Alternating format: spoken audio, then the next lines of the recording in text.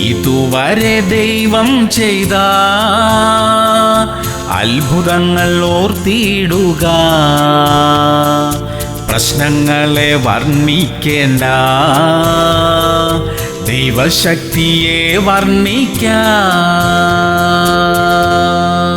എബ്രായർ 6:10 ദൈവം നിങ്ങളുടെ പ്രവൃത്തിയും വിശുദ്ധന്മാരെ ശുശ്രൂഷിച്ചതിനാലും ശുശ്രൂഷിക്കുന്നതിനാലും തന്റെ നാമത്തോട് കാണിച്ച സ്നേഹവും മറന്നുകളവാൻ തക്കവണ്ണം അനീതിയുള്ളവനല്ല. പ്രിയമുള്ളവരെ, ദൈവദാസന്മാരെ ഭവനത്തിലേക്ക് സ്വീകരിക്കണം, അവരെ ശുശ്രൂഷിക്കണം. അത് നമുക്കും നമ്മുടെ കുടുംബത്തിനും അനുഗ്രഹമാണ്. നമ്മുടെ മക്കളെ അത് പഠിപ്പിക്കണം. പ്രത്യേകിച്ച് എളിയവരും പാവപ്പെട്ടവരുമായ ദൈവദാസന്മാരെയും കുടുംബങ്ങളെയും ഓർക്കുകയും അവരെ വേണ്ട വിധത്തിൽ കരുതുകയും ചെയ്യണം. എളിയവരെ ആദരിക്കുന്നവൻ ഭാഗ്യവാൻ എന്ന് തിരുവചനം പറയുന്നു.